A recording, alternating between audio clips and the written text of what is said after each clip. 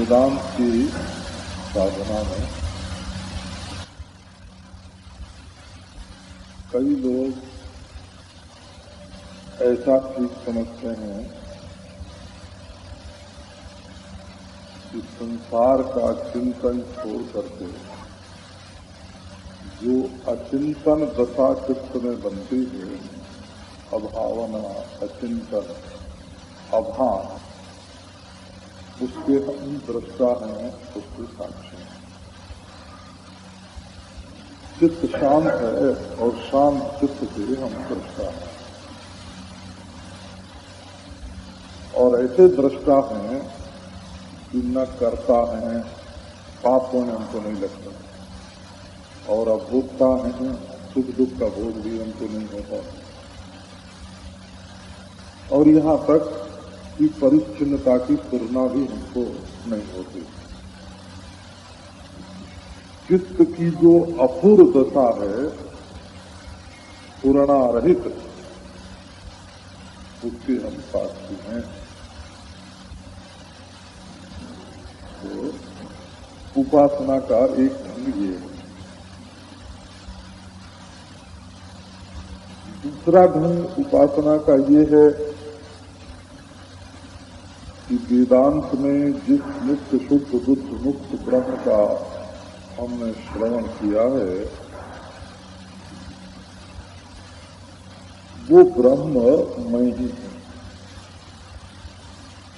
सोहम हंस, सोहम हंस। सह माने वेदांत के द्वारा प्रतिपादित ब्रह्म, और अहम माने मैं। वेदांत में जिस नित्य शुद्ध बुद्ध मुक्त सच्चिदानंद घन परिपूर्ण अद्वितीय अविनाशी ब्रह्म का प्रतिपादन किया जाता है, वह ब्रह्म मैं हूं। इसको दोहराते हैं, सोहम को दोहराते हैं। और तीसरी प्रणाली ये है कि तत्पद वाच्यार्थ क्या है, मायोपाधिक चैतन्य, और स्वम पद वाच्यार्थ क्या है, अविद्योपाधिक अथवा अंतःकरणोपाधिक चैतन्य। और असी जो क्रियापद है वो दोनों की एकता सूचित करता है। तो क्योंकि वाच्यार्थ जो है उसमें एकता होना शक्य नहीं है, स्वम पद वाच्यार्थ अल्पज्ञ है, तत्पद वाच्यार्थ सर्वज्ञ है, स्वम पद वाच्यार्थ अल्प शक्ति है और तत्पद वाच्यार्थ सर्वशक्ति है। तो वाच्यार्थ में तो दोनों की एकता हो नहीं सकती, इसलिए वेदांत महावाक्य जो हैं वो प्रत्यक्ष, अनुमान, उपमान, शब्द, अनुपलब्धि, अर्थापत्ति, ऐतिह्य, संभावना, चेष्टा, किसी भी प्रमाण से अज्ञात जो आत्मा की सिद्ध ब्रह्म रूपता है उसको लखाते हैं, और ब्रह्म को, आत्मा को अद्वितीय बताते हैं। जहां ये बोध हो गया वहां कोई कर्तव्य शेष नहीं रहता। तो इन तीनों बातों को सामने रख करके मैं थोड़ा उनका तुलनात्मक विचार आपके सामने प्रस्तुत करता हूं।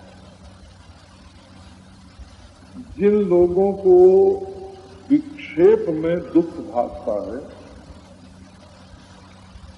वे लोग चित्त के विश्राम को, शांति को या अस्फुरना को या अभान को बड़ा महत्व देते हैं। असल में वो ब्रह्म कैसा है और मैं कैसा हूं, इस बात पर उनका ज्यादा जोर नहीं है। ज्यादा जोर इस बात पर है कि ये जो संसार का विक्षेप हमें प्राप्त हो रहा है, ये विक्षेप कैसे न कैसे निवृत्त हो जाए। तो योग दर्शन में ये बात बताई हुई है कि वृत्तियों का निरोध कर लो और तुम दृष्टा अपने स्वरूप में स्थित हो, और दृष्टा की दृष्टि से देखोगे तो सत्वगुण, रजोगुण, तमोगुण की जो वृत्तियां हैं उनकी कोई कीमत नहीं है। तो सत्वान्यता ख्याति हो जाने पर तत्परम पुरुष ख्यातेर गुण वही तृष्णिया, जब मैं दृष्टा हूं, प्रकृति और प्राकृत का दृष्टा हूं, ये बोध जब हो जाएगा तब सात्विक, राजस और तामस वृत्तियों के साथ कोई तृष्णा नहीं रहेगी कि कौन वृत्ति रहे कौन वृत्ति नहीं रहे। तो अभान की स्थिति में बैठ करके दृष्टा हो जाना, ये सर्वोत्तम स्थिति हो गई। ये इसमें विक्षेप नहीं है, इसमें संसार की तुलना नहीं है, इसमें वृत्तियों की आवृत्ति नहीं है। चित्त बिल्कुल अभानात्मक है और हम उसके दृष्टा हैं। इसमें अब देखो खामी बताते हैं। खामी क्या है इसमें कि इसमें विक्षेप में तो अरुचि है, परंतु आवरण में अरुचि नहीं है। आवरण में अरुचि नहीं है क्योंकि जो अभानात्मक दशा है उसमें विक्षेप का तो अभाव है, परंतु आवरण का अभाव नहीं है। और आवरण यदि है तो अज्ञान तो है ही है। हमको शुरू में किसी महात्मा ने बताया, यह भान करके और अंतःकरण को निर्वृत्त करके, वृत्तिहीन करके तुम साक्षी होकर बैठ जाओ। मैं बैठ गया, फिर उठा, उनसे पूछा कि महाराज ये तो एक चित्त की दशा थी, तो जिस चित्त की ये दशा हुई कि उसमें विषय की पूर्णा न हो, वही एक चित्त हमारा है, और बाकी संसार में जो पूर्णा वाले चित्त हैं वे किसके हैं और उनका क्या होता है। क्योंकि एक चित्त का संबंधी एक होगा और दूसरे चित्त का संबंधी दूसरा होगा और तीसरे चित्त का संबंधी तीसरा होगा। तो यदि केवल एक चित्त की दशा सुधार देने मात्र से ही हमें परमार्थ का साक्षात्कार हो गया, परमार्थ तत्व की प्राप्ति हो गई, तो केवल एक चित्त का सुधर जाना ही क्या ब्रह्मत्व का साक्षात्कार है? तो हंस गए, बोले कि नहीं, ये जो एक चित्त की अभानात्मक दशा है और उसके जो तुम दृष्टा हो, उस दृष्टा को जब तक अपने आप को जब तक अद्वितीय ब्रह्म नहीं समझोगे, तब तक ये जो आवरण से युक्त और विक्षेप से रहित जो चित्त है, उस चित्त में जो मैं मेरा है, मेरा चित्त बड़ा शांत, मेरा चित्त बड़ा विश्रांत, मेरा चित्त बड़ा अक्लांत, मेरा चित्त समाधिस्थ, ये चित्त के प्रति जो ममता है वो छूटी नहीं, और जो चित्त के प्रति अहंता है वो भी छूटी नहीं। तो ये अहंता और ममता का बाध नहीं होने के कारण आवरण भंग नहीं हुआ। तो इसमें हमारी त्रुटि क्या है? तो उन्होंने कहा कि तत्व जिज्ञासा में जो मंदता है वही इसका हेतु है। तुम परमार्थ तत्व को अनुभव करने की कोशिश नहीं करते हो, चित्त की एक स्थिति में असंतोष मानते हो। तो जहां अभानात्मक दशा में बैठेंगे वहां अद्वितीयता तो आवृत रहेगी, अपना ब्रह्मपना आवृत रहेगा, और आवृत रह रहा है इसका अभिप्राय ये हुआ कि ब्रह्म का अज्ञान बना हुआ है। तो सच्ची जिज्ञासु को ये चाहिए कि अपने आत्मा को पहले अविनाशी, काल से अपरिच्छिन्न, परिपूर्ण देश से अपरिच्छिन्न, अद्वितीय माने वस्तु से अपरिच्छिन्न, और स्वयं प्रकाश सर्वावभासक चिन्मात्र अखंड तत्व के रूप में अपने को जाने, ये आवश्यक है। अच्छा, आप दूसरी स्थिति पर विचार करते हैं। हम आवृत्ति करते हैं सोहम सोहम, सह का मतलब होता है परोक्ष, और अहंकार होता है अपरोक्ष। अहम प्रत्यक्ष भी नहीं है और परोक्ष भी नहीं है। ये बात आप शास्त्र की भाषा में समझें। ये रूमाल जो है ये प्रत्यक्ष है, वैसे इसमें भी विचार करें तो बड़ी बड़ी गड़बड़ निकलेगी। इसमें जो सफेद रंग लगाया हुआ है वो भी स्वाभाविक नहीं है, लगाया हुआ है। आजकल जो बहुत सफेद कपड़े लोग पहनते हैं, ये सफेदी स्वाभाविक नहीं होती है, रंग होता है। जिनोपाल की क्या क्या होता है वो कपड़े में लगा देते हैं, सफेद भी एक रंग है। तो अच्छा, रुई में स्वाभाविक सफेदी माने तो उसमें भी तारतम्य होता है। कोई ज्यादा सफेद रुई होती है, कोई कम सफेद रुई होती है, कोई रंगीन रुई होती है। रुई में भी स्वाभाविक स्वच्छता नहीं है। सच पूछो तो ये सफेद रंग जो है ये रंग है ही नहीं, ये रंगों का मिश्रण है, रंगों का मिश्रण, स्वतंत्र रंग नहीं है। तो ये इसी से शिव को जब सर्वात्मक मानते हैं, सर्वरूप मानते हैं, तब उनको गौर वर्ण का, श्वेत वर्ण का, धवल वर्ण का मानते हैं। तो क्यों? तो उनमें सर्व का मिश्रण है।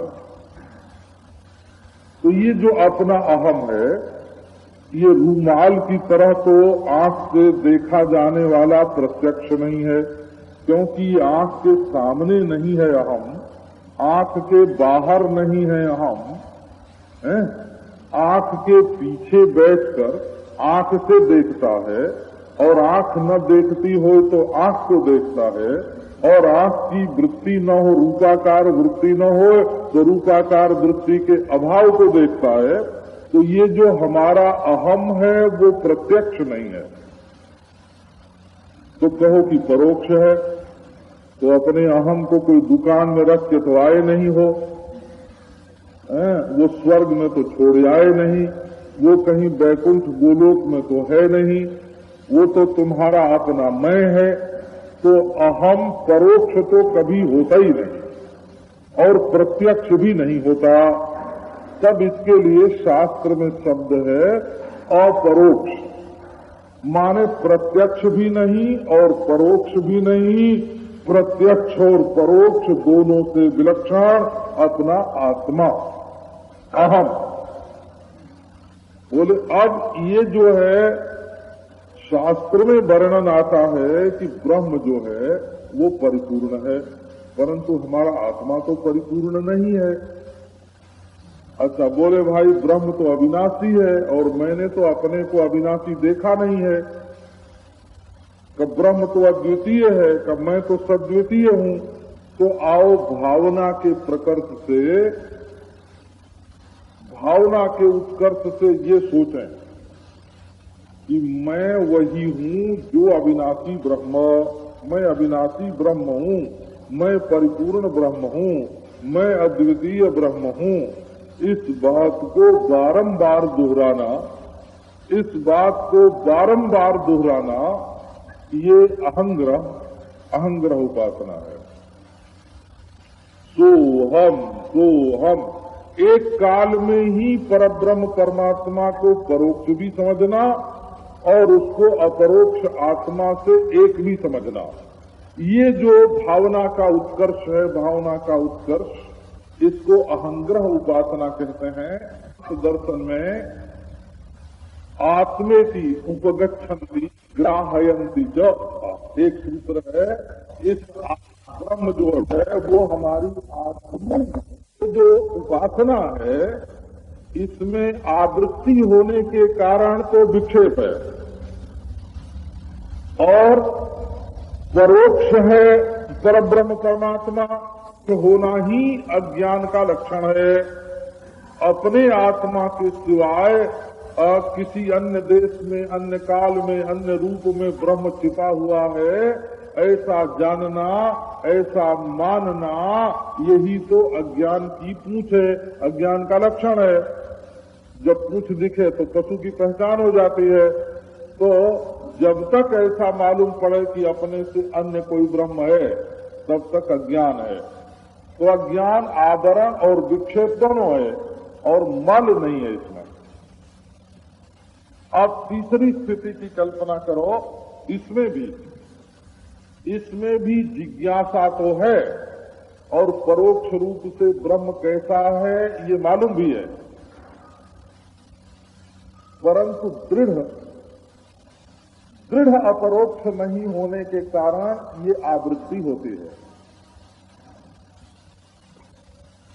तो इसको वेदांती लोग दो तरह से मानते हैं कि परोक्ष रूप से ब्रह्म ज्ञात हो गए, अपरोक्ष रूप से भी ज्ञात हो गए,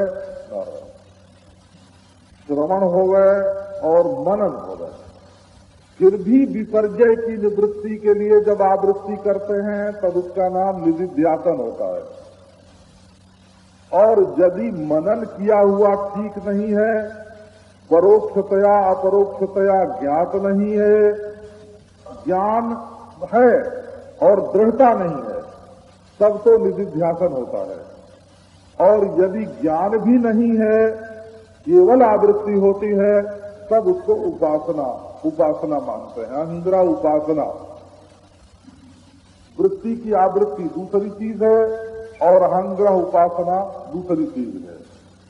श्रवण और मनन दोनों के बाद जो आवृत्ति होती है, माने प्रमाणगत जो संशय है उसको बिल्कुल उसकी निवृत्ति हो जाने पर प्रमेय की अपरोक्ष साक्षात्कार की दृढ़ता में जो कमी है उसको दूर करने के लिए मनन पूर्वक जो वृत्ति की आवृत्ति होती है उसको निधिध्यासन बोलते हैं। और श्रवण तो है परंतु मनन नहीं है, और मनन न होने के कारण संशय विपर्जय का अभी पूरी तरह से निराश नहीं हुआ है। और श्रद्धा विश्वास पूर्वक, श्रवण पर श्रद्धा विश्वास पूर्वक जब आवृत्ति करते हैं तब उसका नाम उपासना होता है। तो उपासना और निधिध्यासन, एक श्रवण और निधिध्यासन के बीच में उपासना, और एक श्रवण और मनन के बाद निधिध्यासन। मनन के न होने से उपासना हो जाती है और मनन हो जाने से निधिध्यासन हो जाता है। अब इसमें क्या है कि इसमें भी ज्ञान की अदृढ़ता है अथवा तत्व की परोक्षता है। उपासना है तो तत्व की परोक्षता है और आवृत्ति है। आवृत्ति है तो ज्ञान में अदृढ़ता है। क्योंकि आवृत्ति में क्या खामी है? आवृत्ति में खामी ये है कि कर्तापना जो अपने आप में है वो लिपटा हुआ है। जो आवृत्ति करने वाला है वो ये सोचता है कि हम आवृत्ति करते हैं तब होती है और नहीं करें तो नहीं होगी। अगर हम ब्रह्माकार वृत्ति की आवृत्ति न करें तो दुकानाकार वृत्ति की आवृत्ति होगी या स्त्री पुत्रादि आकार की आवृत्ति होगी या है ना, या देह धन आदि की आवृत्ति होगी। और यदि हम करेंगे तब ब्रह्माकार वृत्ति होगी। तो इसमें क्या खामी हुई? इसमें कर्तृत्व जो है, कर्तृत्व अपने आत्मा के साथ जुड़ा हुआ है। तो त्वम पद लक्ष्यार्थ का ठीक ठीक विवेक नहीं हुआ है। और आवृत्ति से साध्य जो त्वम पदार्थ है वाच्यार्थ, उसी को वृत्ति ग्रहण करती है, लक्ष्यार्थ को नहीं ग्रहण करती है। और दोनों लक्ष्यार्थों में जो एकता है महावाक्य के द्वारा, तो उसको भी ग्रहण नहीं करती है। अच्छा, तो इसमें भी जो तत्व ज्ञान की दृढ़ता में कमी है अथवा अपरोक्षता में जो कमी है, ये दो स्थिति है। उसको दूर करने के लिए श्रेष्ठ जिज्ञासा का होना, उत्तम कोटि की जिज्ञासा का होना अपेक्षित है। तो मैंने आपको सुनाया कि अभान दशा में जिज्ञासा मंद है और आवृत्ति दशा में जिज्ञासा मध्यम है। और नारायण जो सचमुच पदार्थ का शोधन है, पदार्थ का शोधन माने त्वम पद वाच्यार्थ क्या है और तत्पद वाच्यार्थ क्या है। वाच्यार्थ के शोधन के बिना लक्ष्यार्थ का ज्ञान नहीं होता। जैसे हम कहें 2 कौर हमारे घर में खा लो, 2 ग्रास, केवल 2 ग्रास खा लो। तो किसी के घर में गए, थाली आई सामने और 2 ग्रास खाया गिन के और निवृत्त हो गए। तो घर वाले ने कहा कि महाराज और खाओ। बोले भाई तुमने पहले 2 ग्रास के लिए कहा था, हमने 2 ग्रास खा लिया है, अब तो तुमने ज्यादा खाने को कहा ही नहीं है, तो हम कैसे खाएं?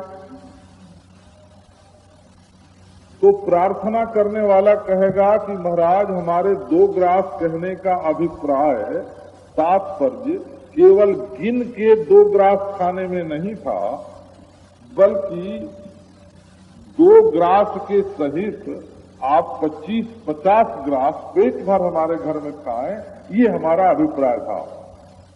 तो इसको वेदांत की भाषा में बोलते हैं अजहत लक्षणा।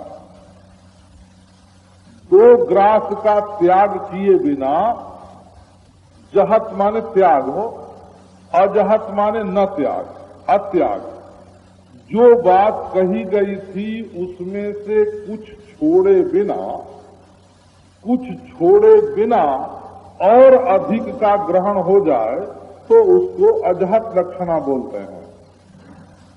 2 कौर खा लो। और एक जहत लक्षणा होती है। जहत लक्षणा क्या होती है कि अरे भाई उनकी मृत्यु का समाचार सुन करके तो जैसे हमको बिजली का करंट लग गया हो। और एक बार की बात है, कोई मद्रास के सज्जन थे, आंध्र के, वो विद्यापीठ में पढ़ते थे, काशी विद्यापीठ में। तो हम लोग साथ ही साथ रहते थे। हिंदी का उसका बहुत बढ़िया अभ्यास हो गया था, हिंदी की पत्रिका का संपादन भी करता। तो एक बार हमने चिट्ठी में लिख दिया कि भाई ऐसी खबर हमने सुनी कि मानो बिच्छू डंक मार गया हो। तो उसने डिक्शनरी निकाली और उसमें बिच्छू शब्द देखा और डंक शब्द देखा, तो दोनों का अर्थ उसको आंध्र भाषा में मिल गया, अंग्रेजी में मिल गया। तो अंग्रेजी का भी बड़ा अच्छा पंडित था। अब उसने चिट्ठी लिखी कि तुमको बिच्छू कैसे डंक मार गया, कहाँ डंक मार गया, है ना। तो उसको फिर समझाया कि भाषा के इस प्रयोग को शास्त्र में जहत लक्षणा बोलते हैं। जहत लक्षणा, न वहां बिच्छू है न वहां डंक है, दोनों को छोड़ दो, है ना। गंगायाम घोषा जैसे बोलते हैं ना, गंगायाम घोषा, दोनों को छोड़ दो।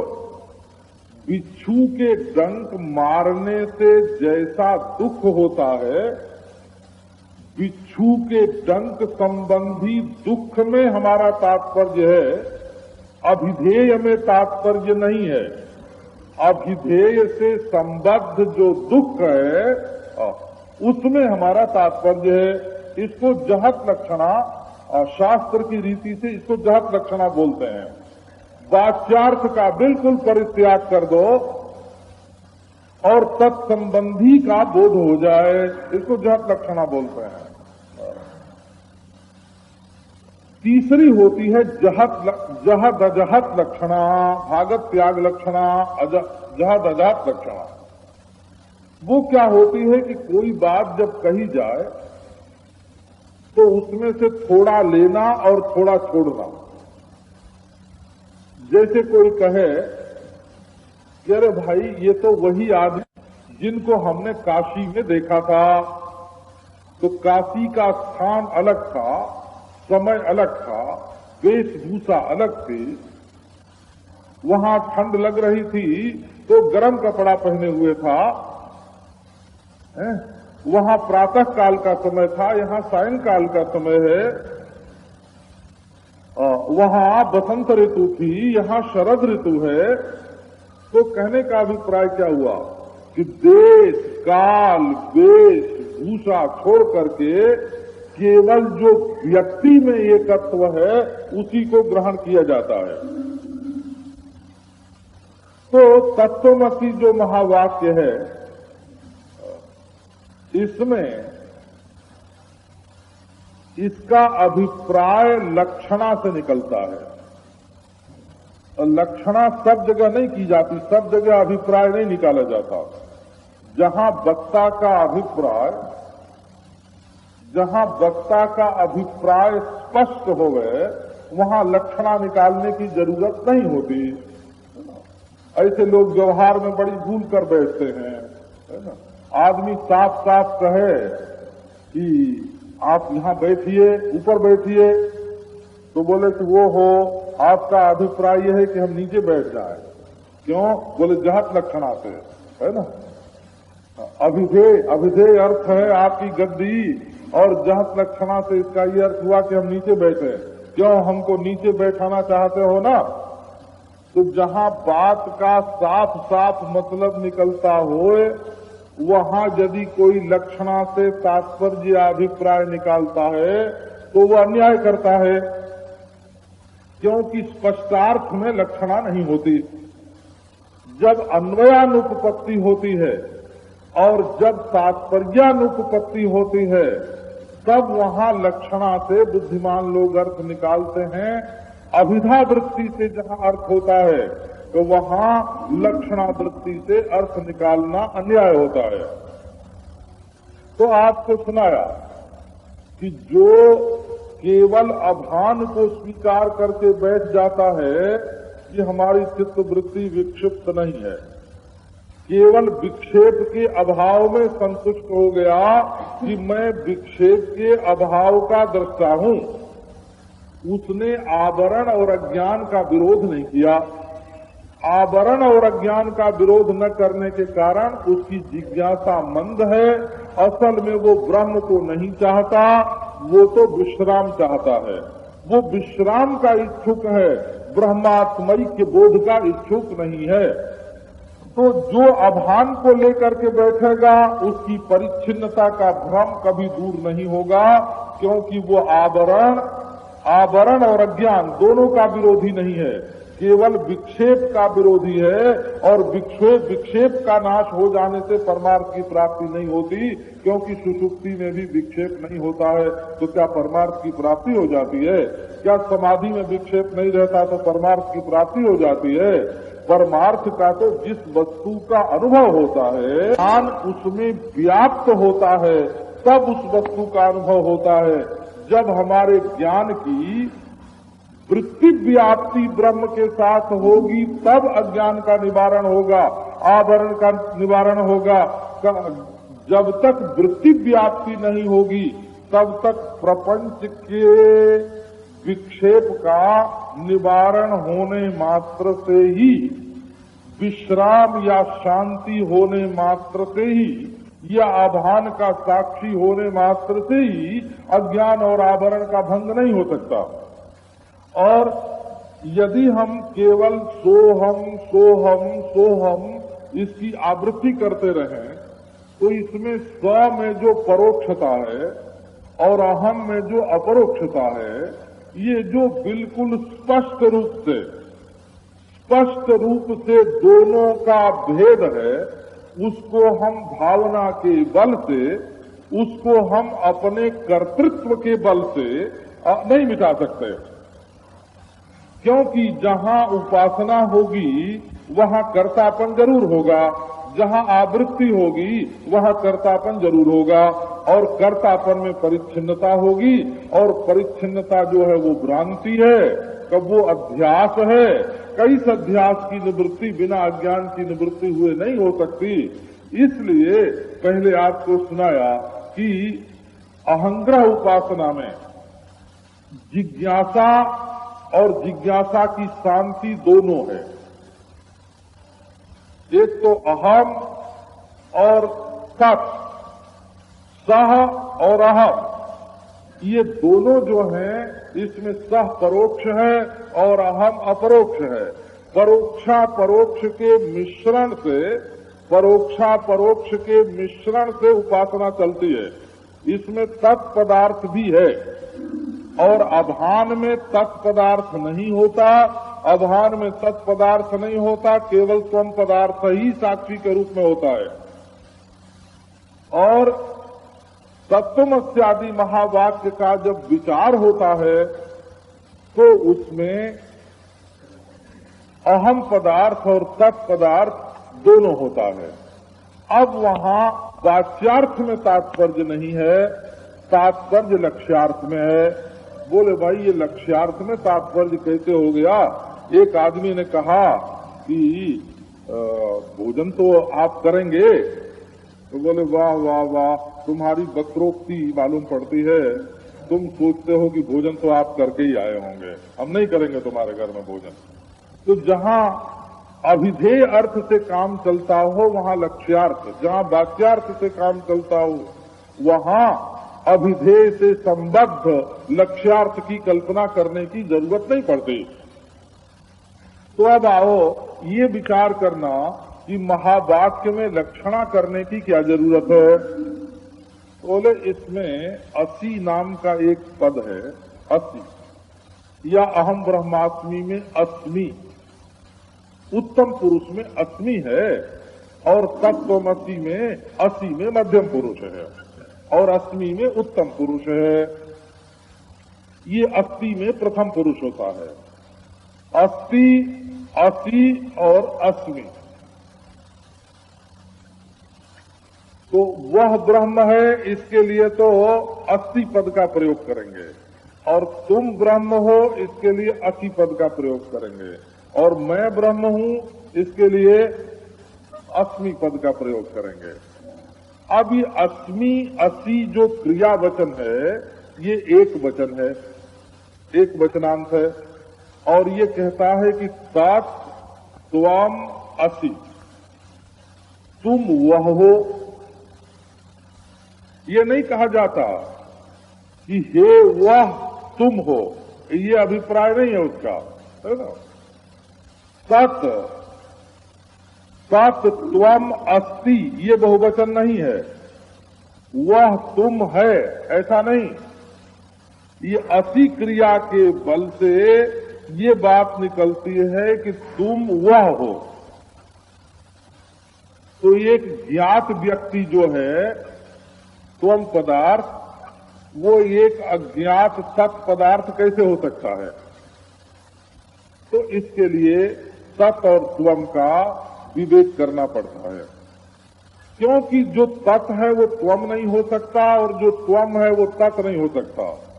जो हमारे सामने है खड़ा आदमी वो विलायत में नहीं हो सकता, और जो विलायत में है वो यहां नहीं हो सकता।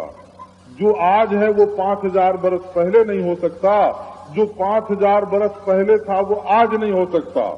जहां देश और काल का व्यवधान है वहां दोनों की एकता कैसे हो सकती है?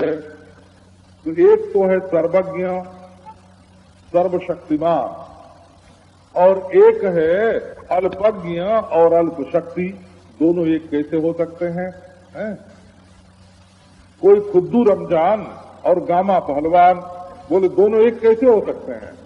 तो दोनों के लिए जब दोनों को एक बताया जाएगा तो किसी अभिप्राय से बताया जाएगा। एक पहलवान का शरीर है, वो बहुत बड़ा है, मोटा है, तगड़ा है, शक्तिशाली है, और एक कमजोर कोई सीकिया पहलवान है ना, देखने में बिल्कुल ठीक। तो जब दोनों को एक बतावेंगे तो कोई न कोई अभिप्राय उसमें होना चाहिए कि किस अभिप्राय से एक बता रहे हैं। अब देखो, आपको एक सीधी बात सुनाता हूं। जैसे आप रूमाल के दृष्टा हैं तो रूमाल से न्यारे हैं, घड़े का दृष्टा घड़े से न्यारा होता है, और रूमाल का दृष्टा रूमाल से न्यारा होता है। और आप प्रत्यक्ष के भी दृष्टा हैं, अनुमान के भी दृष्टा हैं, उपमान के भी दृष्टा हैं, शब्द के भी दृष्टा हैं, अर्थापत्ति अनुपलब्धि के भी दृष्टा हैं, ऐतिह्य संभावना चेष्टा सबके दृष्टा हैं, भाव के दृष्टा हैं, अभाव के दृष्टा हैं, भावाभाव के दृष्टा हैं, भावाभाव विलक्षण के दृष्टा हैं। ओह ठीक है, बिल्कुल दृष्टा है, दृष्टा है, दृष्टा है, ये बात हमने मान ली, बिल्कुल ठीक है। परंतु ये रूमाल जिसके आप दृष्टा हो गए, वो रूमाल क्या है? इस पर आपने कभी विचार किया? तो रूमाल को बोलते हैं प्रमेय। शक्ति जिस पदार्थ में है वो भी कोई चीज होनी चाहिए। इसी प्रकार जिस चीज के आप दृष्टा हो गए हैं, जितना प्रमेय है, जितना दृश्य है, उसकी जो मूल शक्ति है, संपूर्ण प्रपंचाकार में परिणत होने वाली जो मूल शक्ति है, मूल शक्ति, वो शक्ति जिसमें है उसको बोलेंगे शक्तिमान। और ये जिन प्रमाणों के आप साक्षी बने हैं, जिन प्रमाणों के, नेत्र, श्रोत्र, त्वचा, नासिका, रसना, है ना, और मन, अंतःकरण, जिन वृत्तियों के आप साक्षी बने हैं, जिन वस्तुओं के साक्षी बने हैं, उनके मूल में तो है शक्ति। और सर्व वस्तुओं की शक्ति, और जिन इंद्रिय वृत्तियों के आप साक्षी बने हैं, उनके मूल में है सर्व ज्ञान। बोला, सर्व ज्ञान उसको बोलते हैं। तो अब उस तत्व की तरफ दृष्टि दो कि एक जुए से लेकर के और ब्रह्मा तक में जितनी शक्तियां हैं, उनका खजाना, और ब्रह्मा से लेकर के जुए तक में जितनी इंद्रियां हैं, उनका खजाना। तो इंद्रिय वृत्तियों का, प्रमाण वृत्तियों का जो खजाना है उसको कहेंगे सर्वज्ञ नारायण। और जो शक्तियों का, आकृतियों का जो खजाना है, जो बीज है, उसको कहेंगे सर्वशक्ति। तो सर्वशक्ति और सर्व ज्ञान ये समाधि में दोनों एक हो जाते हैं। इसलिए जगत के मूल में ये सारी शक्ति और सारे ज्ञान का जो खजाना चैतन्य है उसको ईश्वर बोलते हैं। और ये जो अंतःकरण के अवच्छेद से बैठा हुआ प्रमाता बना हुआ है, अवच्छिन्न प्रमाता, अंतःकरणावच्छिन्न चैतन्य, ये प्रमाता है। ये और वो तो बताते हैं कि दोनों एक है। जो घड़े के भीतर आकाश है वही मकान के भीतर है। जो चैतन्य जुए में है वही ब्रह्मा में है। जो तुम में है वही मुझ में है। जो अल्प में है वही सर्व में है। जो अल्प शक्ति का एक इंद्रिय अंतःकरण का जो प्रमाता है वही संपूर्ण इंद्रिय अंतःकरणों का प्रमाता है। और जो एक शरीर और आकृतियों का निर्माण जिसमें हुआ है तो उसी में संपूर्ण विश्व प्रपंच का निर्माण हुआ है। तो शक्ति और वृत्ति, शक्ति और वृत्ति दोनों को, प्रमाण वृत्ति और प्रमेय द्रव्य, इन दोनों का परित्याग करके जो एक रस अखंड चैतन्य है उसमें दोनों की एकता है। वो चैतन्य खंड में भी है और पूर्ण में भी है। तो खंडावच्छिन्न चैतन्य भी वही है और पूर्णावच्छिन्न चैतन्य भी वही है। इसलिए उसको अखंड चैतन्य बोलते हैं। तो उसका नाम होता है ब्रह्म। वो ब्रह्म कैसा है? जब देखो, काल माने दिन और रात और वर्ष और संवत्सर और मनमंतर और कल्प और महाकल्प आदि, ये काल और काल की अवयव जो सबका खजाना है बैठ करके ईश्वर के रूप में, और जीव के रूप में जो सबका दृष्टा है, जो संपूर्ण ज्ञानों का निधान है समष्टि के रूप में, जिसको तुमने दृश्य कहकर छोड़ दिया था, जिसको तुमने दृश्य कहकर छोड़ दिया था, उस दृश्य का जो बीज है, उस दृश्य में जो बुद्धि और जड़, जो ज्ञान और जड़ दोनों जो दृश्य में है, प्रमाण और प्रमेय, उन दोनों की जो मूलभूत वस्तु है, देश से अपरिच्छिन्न परिपूर्ण, काल से अपरिच्छिन्न अविनाशी, द्रव्य से अपरिच्छिन्न अद्वितीय, जो अखंड चैतन्य है वही तुम हो। अब ये ज्ञान होने के बाद विशेषता क्या आवेगी? कितनी, अब इसको विचार बोलते हैं। जो अभी मैंने बताया इसका नाम विचार है। तो एक होती है शांति दशा, जिसमें आप दृष्टा बन के बैठ जाते हैं। वो केवल प्रत्यक्ष चैतन्य प्रधान, आत्म प्रधान है। और एक होती है आवृत्ति, वो उभय पदार्थ प्रधान है। हो उसमें सोहम हंस, सोहम वह मैं वह, ये उभय पदार्थ प्रधान है।